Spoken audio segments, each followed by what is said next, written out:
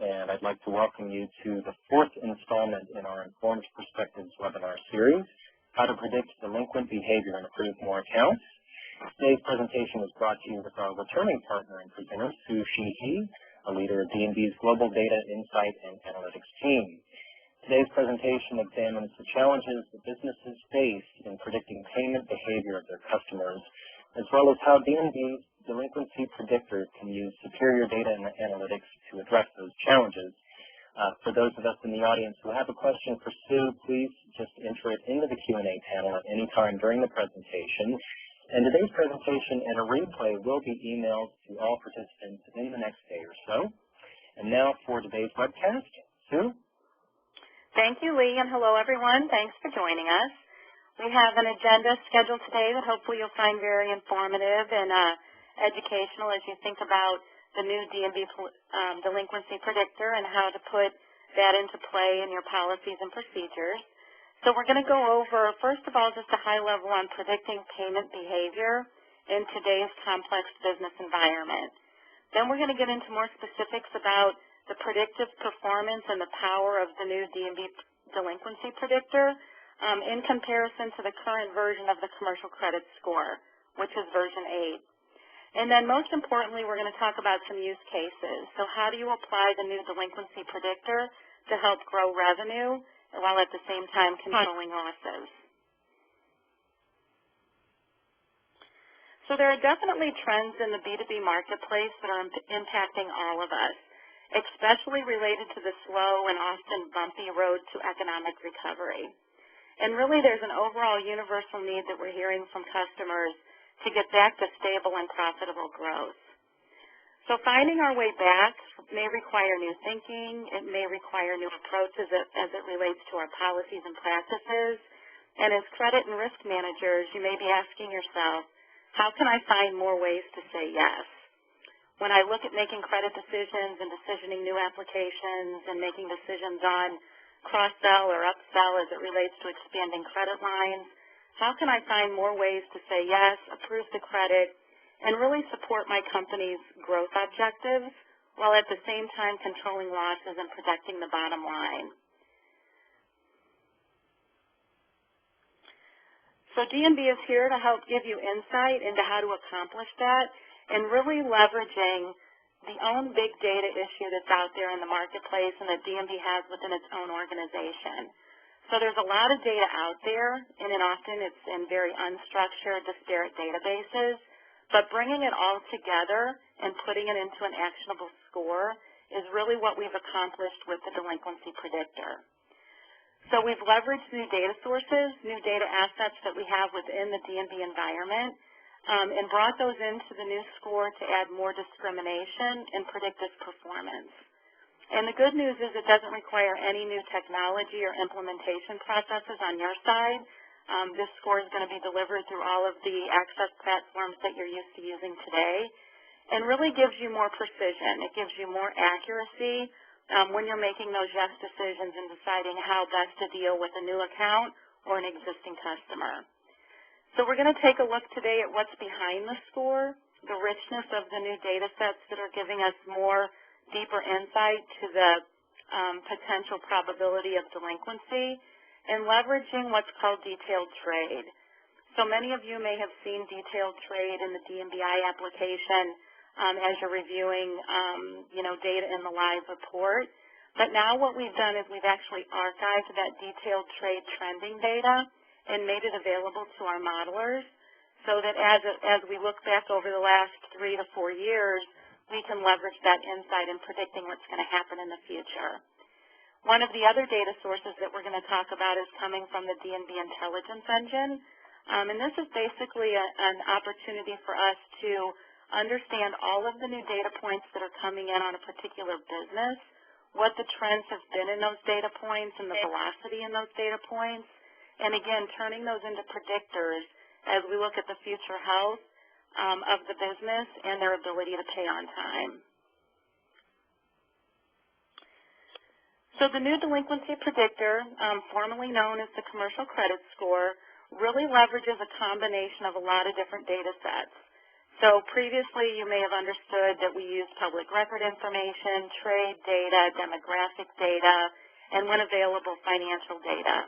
And now we're expanding that to include the detailed trade payment performance, trending information, and also that business activity level data that we're finding very predictive, especially on startup small businesses where there's not a large, rich history of commercial trade data.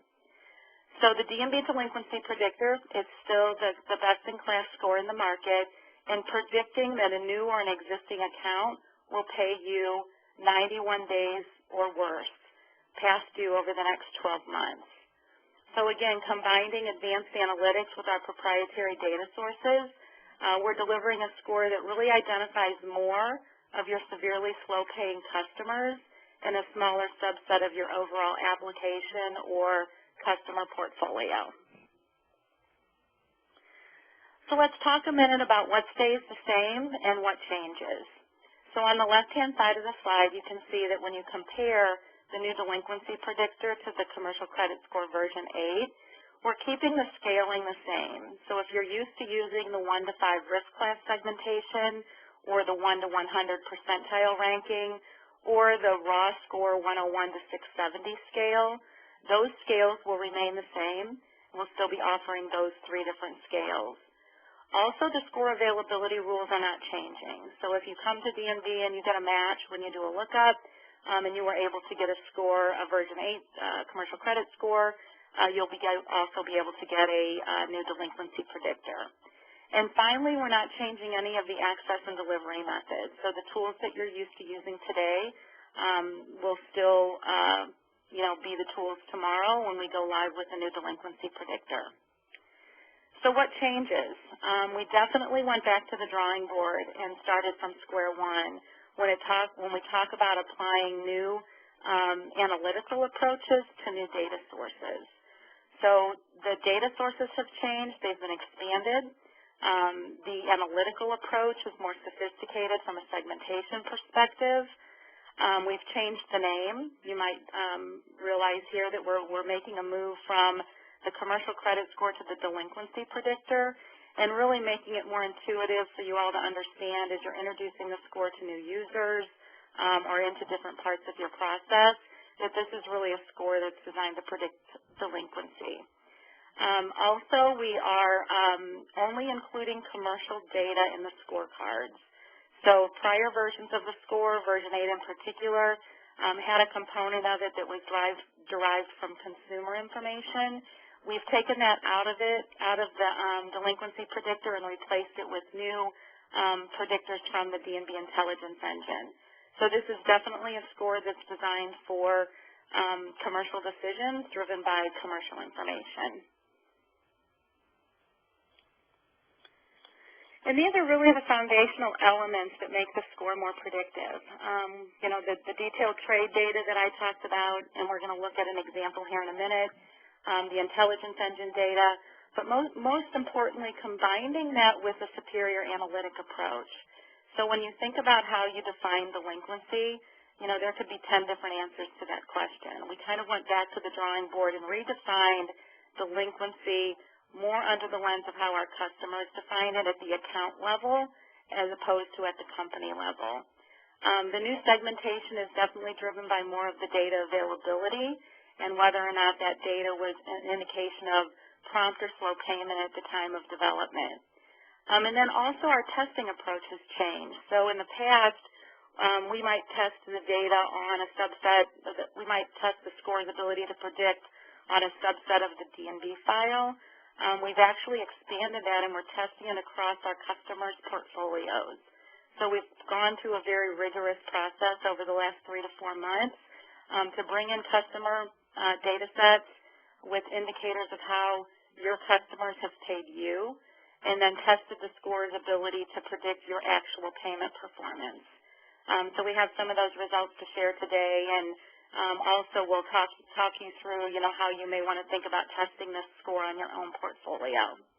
And then finally, at the bottom here, the better treatment of thin records. So if you think about, the 30 million businesses that we have in the U.S., and the fact that we deliver this score across all 30 million businesses, There's definitely a subset of the business environment where there's not a rich history of commercial payment information available. You know, you might have the new startup business or, you know, the very small company that's been managed using, you know, the individual's personal credit as opposed to establishing business credit. So when we have a thinner record or we have a record that doesn't have a rich history of payment information, these new data sources, particularly driven out of the D&B Intelligence Engine system, are helping us treat those records better in this model. So what's the overall end result, and what should you care about is on the right-hand side of the slide here. So validation results are indicating a 23% improvement in predictive performance, and we're going to help demonstrate today how you can take advantage of that improvement in predictive performance to improve your own performance when it comes to risk management. So how do we measure the overall predictive improvement of a model? You know, most of our customers think of this in terms of the score's ability to capture or identify more of those truly slow-paying accounts in a small subset of the universe.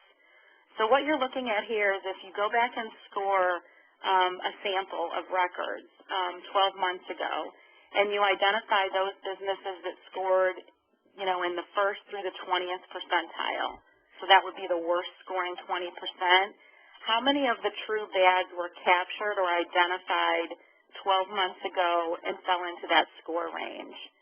So when you look at the new commercial credit score version 9, which is the delinquency predictor, that score is capturing 70% of those slow-paying accounts, compared to the previous versions of the score where we were capturing approximately, you know, 56, 57% of those slow-paying accounts.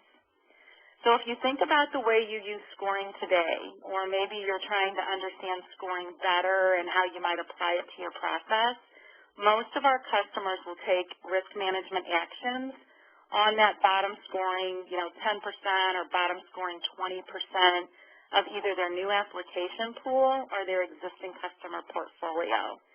So they'll take actions around things like, you know, declining the account, you know, adding it to a watch list, reducing the credit line to control exposure, accelerating collections, you know, whatever the activity might be to control for the risk, most of those actions are done in the bottom scoring 10 or bottom scoring 20%. So if you're taking those actions and those actions are being deployed on 23% more of your bad accounts, overall you're just getting a much better lift and improvement in performance. So when we build a new score, it's always important to also build what's called a crosswalk table for our customers so that you can quickly understand how you might want to adjust your score cutoff or think differently about using the score. And there's a couple of different schools of thought. So in this example here, you know, if you know, using commercial credit score version 8, the prior version of the model, you were using a score cutoff of the 21st percentile, for example. So that means that you were approving anybody that scored, you know, a 21 through 100. And at that score cutoff, you were getting approximately an 80% approval rate, and at the same time avoiding about 45% of your overall bad accounts. So now if you know, keep that score cutoff the same, what you're going to have then is a capturing of more of the bad accounts. So that's one way to look at it. You could either leave your score cutoff the same, or if you are okay with your risk tolerance and where you're at with your capture rates, you could actually adjust your score cutoff down to the 8th percentile.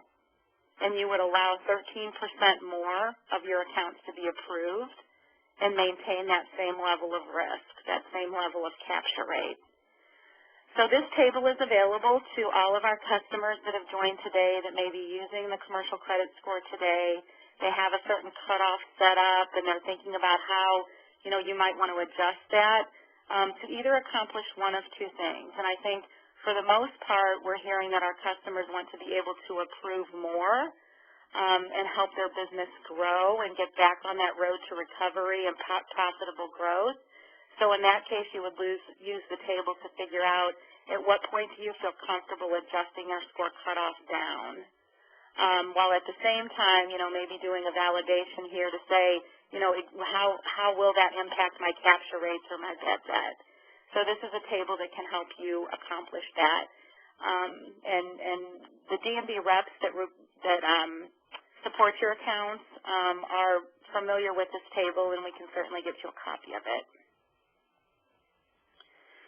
So let's talk for a minute about what actually sits behind the score. So when we build models here at D&B, we start with a very rich pool of potential predictors.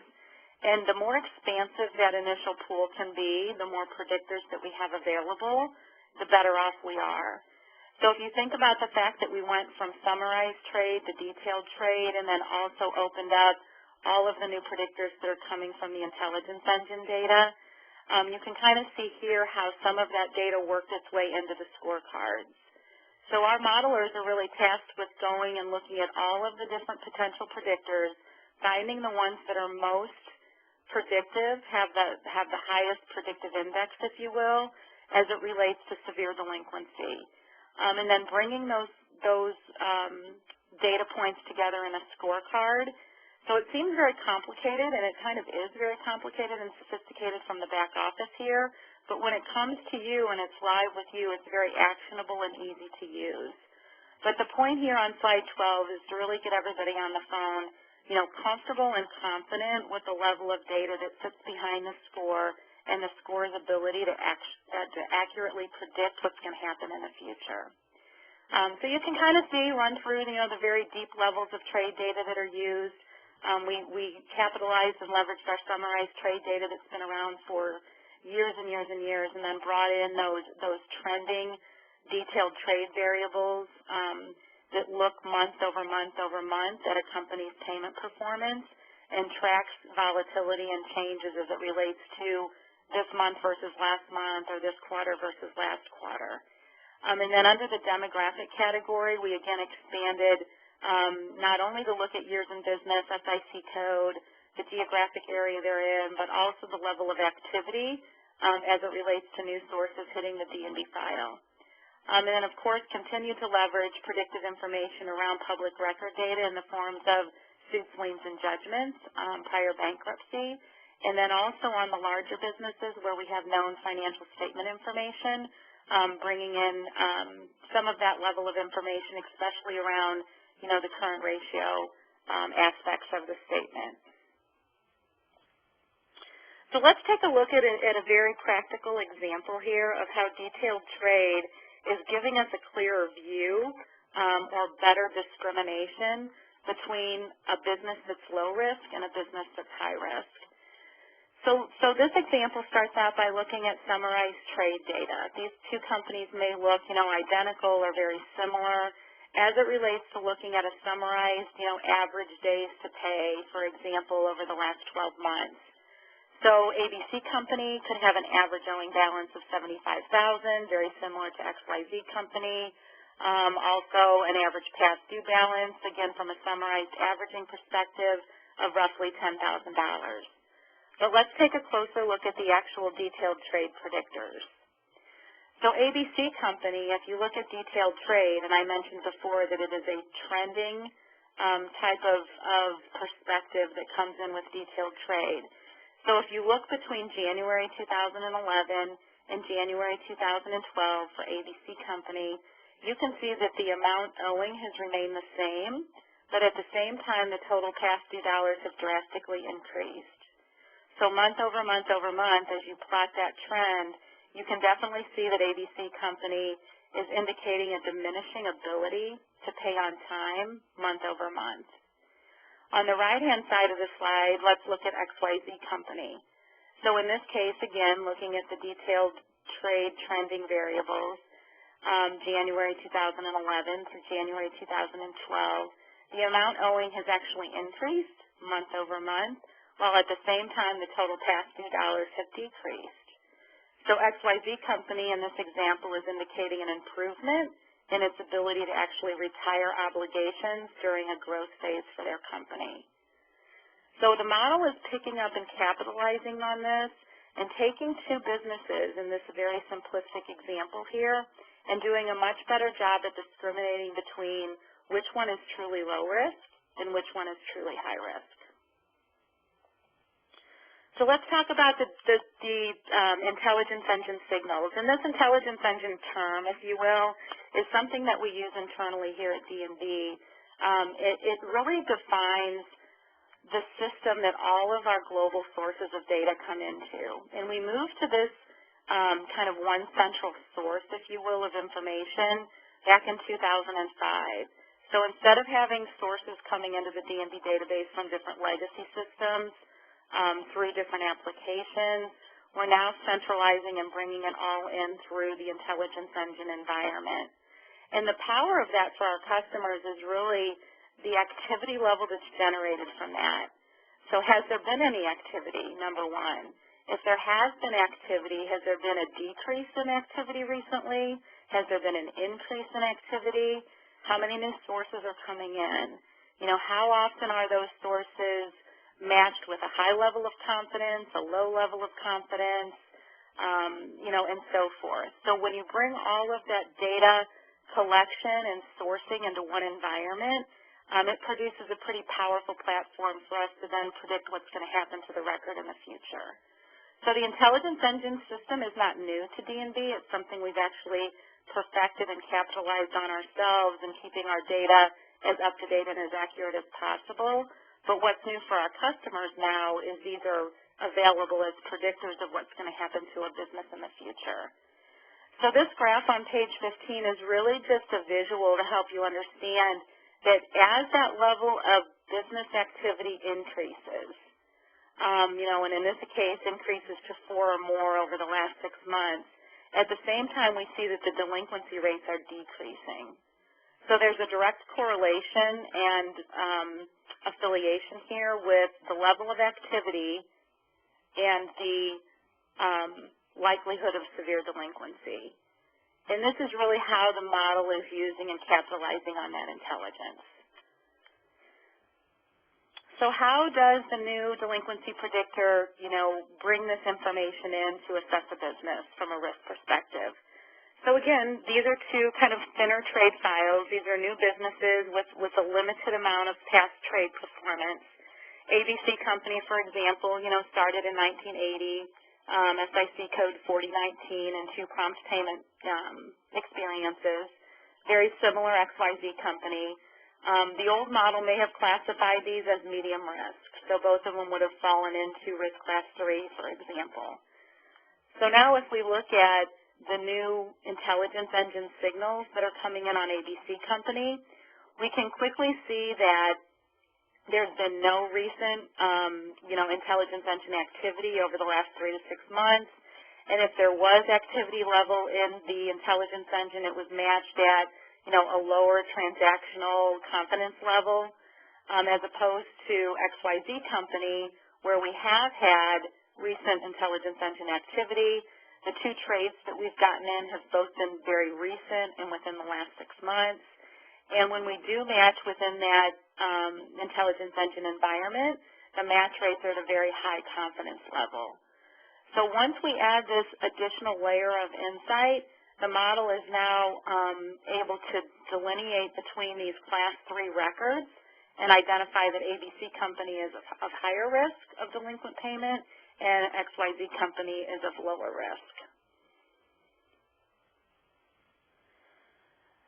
So the delinquency predictor, as we've been talking about, really delivers a superior discrimination between low and high risk. It gives you, as our customers, more confidence in the ability to trust when we say something is low risk, that it's truly low risk. When we say something is high risk, it's truly high risk. And a good way to look at this is just to look at a simple side-by-side comparison of the version 9 delinquency predictor compared to CCS version 8. And you can kind of see, like in the last bullet point here on the slide, that businesses in risk class 5 with the new model are 48 times more likely than businesses in risk class 1 to pay severely delinquent. Versus the current version of the model, the risk class 5s were 12 times more likely than risk class 1s to pay severely delinquent. So when we talk about superior discrimination, that's a fancy word for saying we're right more often, and you should have confidence in that. and start thinking of new and innovative ways to leverage scoring in their process, knowing that the model is working behind the scenes to better classify businesses that may have clumped in the middle before and separating those into the low and high risk buckets on more of an accurate basis. And also I wanted to just demonstrate here, this is a busy slide, but I talked about the rigor that we put around in the testing process and the validation process of the new model. And the delinquency predictor is performing very well across all different business segments and industries. So we've gone through and tested the ability to offer superior discrimination on, say, small businesses with less than 10 employees, on the very large businesses in our file, say greater than 1,000 employees. We also looked across different industries, and the example that I pulled into this slide is the construction industry. So what you're looking at here is basically a plot of, the capture rates, how many more of those bads were we able to capture in the worst scoring 10 or 20% with the new model compared to the old model. So we do have the performance tables by industry and by size available to you. So if you're on the phone and you're dealing more in the small business space, or you deal more with the manufacturing or construction industry, or maybe you're selling and making risk decisions more in the business services space, talk to your rep and we'll make these charts available to you so you can get a really good view and insight into how this new score performs on maybe a subset of that large 30 million record universe that's more reflective or representation of the businesses that you're dealing with. So let's look real quick at a case study, and I like this one. This is a large office supply company, one of our customers that engaged with us early on in testing the improvement in predictive performance of the delinquency predictor over the commercial credit score as it relates to their own portfolio. So just a little bit of background about this customer of ours on the left-hand side of the slide. So currently using D&B Decision Maker and Account Manager, processing approximately 4,000 new applications a year. They do use the commercial credit score as one of their approval criteria and pretty much focus on businesses that have a percentile of 21 or better, again getting around about an 80% approval rate at that cutoff. They also use the score for monitoring some of their existing accounts, and they also run collection and account management filters through Account Manager. So that's kind of the environment that they're operating from. They did provide us with their customer file, their active customer file of approximately 20,000 active customers with an open balance as of June of 2011. And then an indication of which of those actually paid them 91 plus days past due. And then we went back and appended the delinquency predictor in the commercial credit score version 8 as of June 2011, and then measured the score's ability to predict those businesses that actually paid them late. So these are the performance results. The chart at the top, or the columns at the top, you can see if you look in the worst scoring 20%, delinquency predictor, CCS version 9, captured 41% of all of their bads, compared to the commercial credit score version 8, which captured 35% of all of their bads in the worst scoring, percentile 1 through 20. So overall, that's a 17% improvement in predictive performance.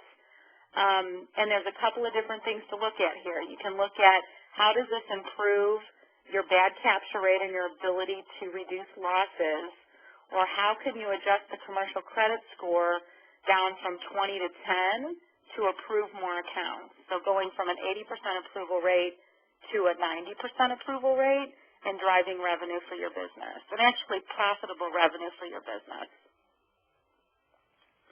And these are kind of the dollars and cents. When you apply this performance to this actual customer portfolio, and size up what the real value is, it's a generation of about $2.4 million in incremental revenue by having that ability to say yes to more accounts without having a negative impact on the bottom line. The other scenario would be capturing, 1,300 more bads and considering that they were capturing 194 more bads and considering an open balance of $6,000, that's a potential reduction of over $1 million in the 91-plus day bucket. So, of course, that's not a hard and fast ROI. That is an illustration of, what the opportunity is. So should you just decide to deploy, proactive account management on these accounts that are targeted by the model, if you decide to lower your approval rates and allow more business through the door, or use the score to accelerate and improve your collection practices. So again, there's a way to certainly tie back the improvement in predictive performance to an ROI and understanding what the real value is based on your environment, your portfolio, and how you currently make, your risk management or credit decisions. So we certainly welcome the opportunity and encourage anyone on the phone that's thinking about, how to deploy scoring into your process or how to make the most out of a new predictive tool to validate the score on your existing portfolio. Build your own use case, if you will. So here in this slide, we're just going through a few things to think about.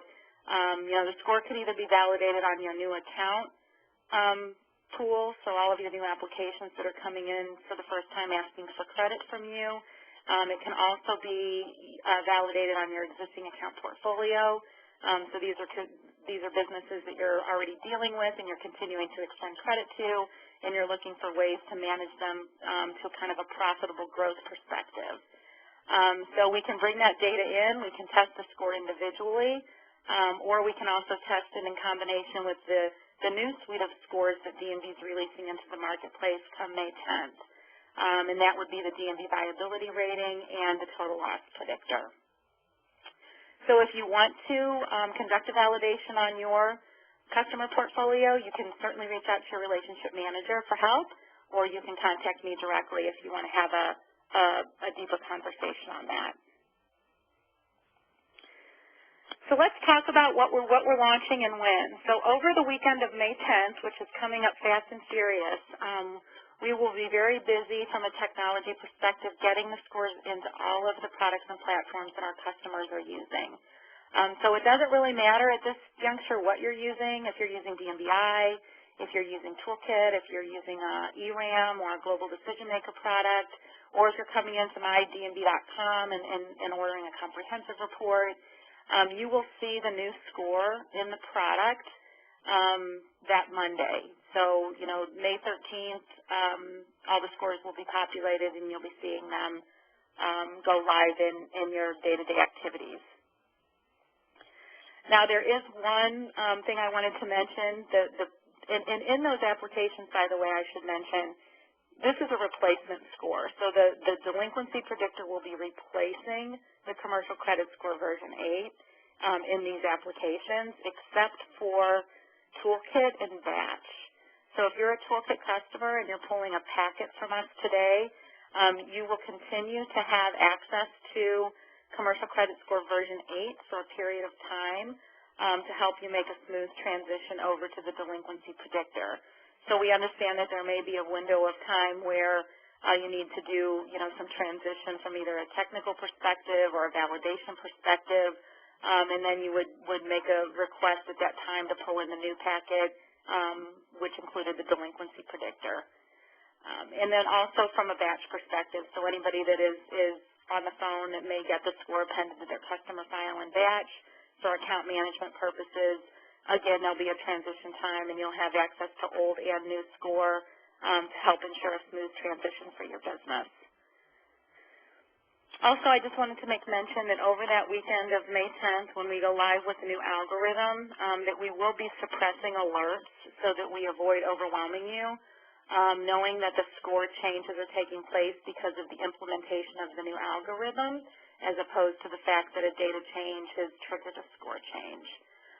So keep that in mind. Eventually you'll have access to the reports of all of the new scores, but we won't be sending out individual alert notifications of the score changes as they will take place over that weekend. So at this point, that kind of concludes the body and the content of the webinar. I'm going to turn it back over to Lee to kind of wrap up and open to Q&A. Thank you, Sue, and once again for everybody in the audience, if you have a question for Sue, just enter it into the Q&A panel. We'd like to remind you that we have several replays of our Informed Perspective series on D&B.com now. Feel free to listen to those at any time. And also, please join us next Tuesday, May 7th at 1 p.m. Eastern Time as we wrap up with our final installment in the series, How to Leverage Custom Analytics to Grow Your Business. And Sue, I'd like to dive in. First of all, can you tell me, can you sort of illustrate what percentage of businesses in the D&B file presently have a delinquency predictor score? Yeah, we have the delinquency predictor on about 97% of our U.S. file. So across all 30 million businesses, we're able to score 97% of those. Okay, and if I am a customer that is currently using a scorecard to get what was formerly known as the Risk Assessment Management Score, is that something that I would still be able to get? Yes, absolutely. The new delinquency predictor will be available to use in your filters, in your scorecard, in your decision rules as it relates to the risk account manager. Okay. And will it be necessary for customers to update their scorecards to include the delinquency predictor score, or is it automatically updated in CCS? Yeah, if CCS version 8 is part of your current scorecard, you'll now see the delinquency predictor as a replacement in that scorecard. But what you might want to do is go in and update your decision rules, like your cutoffs, how much weight you're giving to that score. So if you have a stronger score, it's a stronger predictor.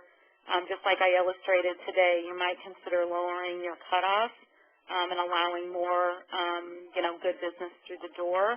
You also might consider putting more weight on the delinquency predictor as opposed to how much weight you put on the commercial credit score because you have seen that there's a stronger predictive value here. So there's not an immediate change. The new score will come in and replace the old score, but what you probably need to think through is how do you want to adjust your score cutoffs, the number of points or weights that you're assigning to that in your scorecard, and then adjust accordingly. Okay, and Sue, you talked about the intelligence engine a few slides back, and we have a couple of questions about that. Are you able to just briefly review the details of the intelligence engine confidence that you discussed earlier in the presentation? Sure. So the intelligence engine, if you think of it as kind of the one central platform that all of D&B's global data sources come into. So whether we're collecting trade data, public record data, if we have our sources that are confirming, business address, name changes, any source at all that we use. There's 80 different sources of information.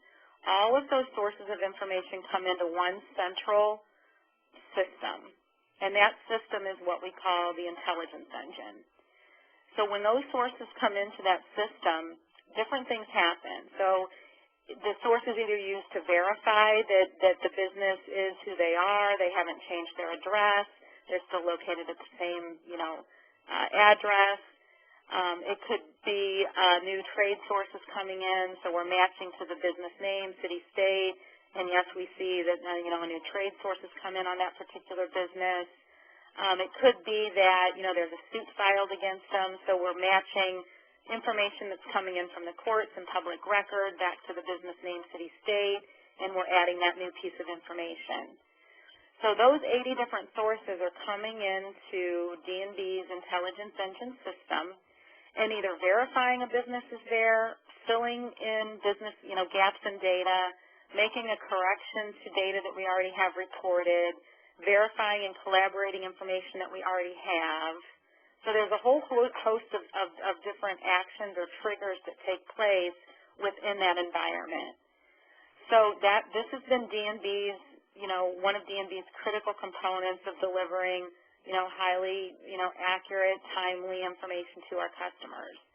What's new now, since we married up the data and analytics team within the D&B organization, those two teams have put their heads together, and they've said, hey, you know what, all of these triggers that are coming out are not only helping D&B manage our data better, really good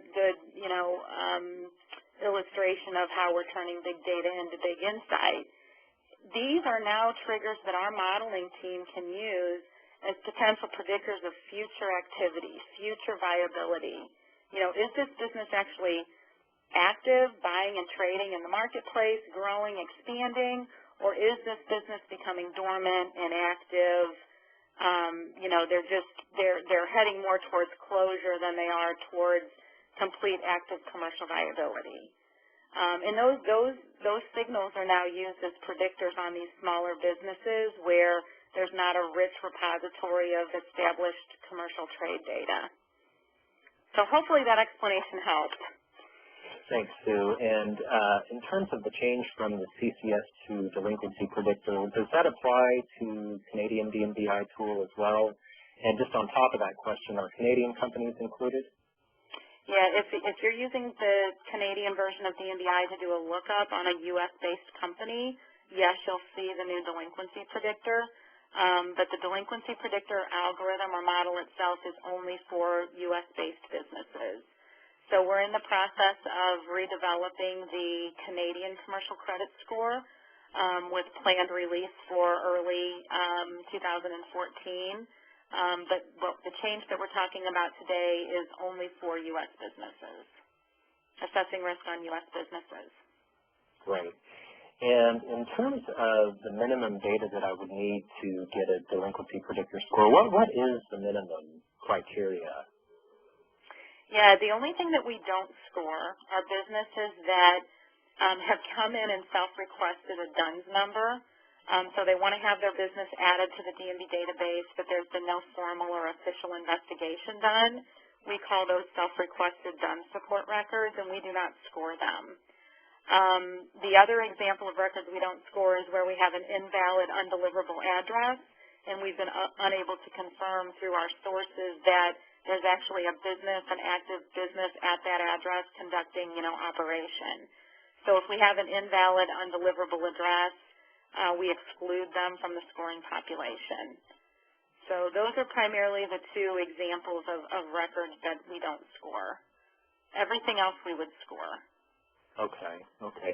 And just a bit of a broader question, Sue. Do you happen to know what percentage of businesses actually report to D&B? What percentage of businesses do we have in our U.S. file? I suppose U.S. Yeah, we think we have, in our collaborations with the SBA and some of the, the government is a very big customer of ours and also a source for us. We think we pretty much have, the majority of the businesses covered. There's always that kind of gray area where you've got the brand new one-man startup operation that's kind of growing into an actual active commercial business. So there is a period of time where they may be operating, out of their home or out of the back of their truck, and they haven't officially or formally, became a commercial entity, and we may be missing some of those from the database. But, for the most part, our customers tell us that they're getting, hit rates and match rates upwards of, 85, 90%. So we feel like we have the majority of the businesses captured in our database. Great. Thank you, Sue. And the Delinquency Predictor score, would that necessarily be influencing the SBRI scores? In other words, an overhaul of SBRI scores to be more like the DP score, but on the SBRI side. Is that something that will be occurring as part of this evolution? Yeah, the SBRI is the small business insight repository of payment performance information that's contributed from our financial services customers in the financial services community. So these are trade references like, payment on bank loan, line, card, lease. And when we originally structured the SBRI trade database, it was not a summarized trade database. It was a detailed level trade database. So SBRI has had the kind of the luxury of that detailed trade environment since its inception and is already kind of capitalizing, if you will, on that trending level data. So we still offer the SBRI score. The scores are designed to predict the probability of delinquency as it relates to a card, line, loan, or lease. And it's in an environment that's kind of a give-to-get environment. You have to contribute into the repository in order to extract and use the scores out of the repository. So what we've done with Delinquency Predictor doesn't really impact or influence SBRI.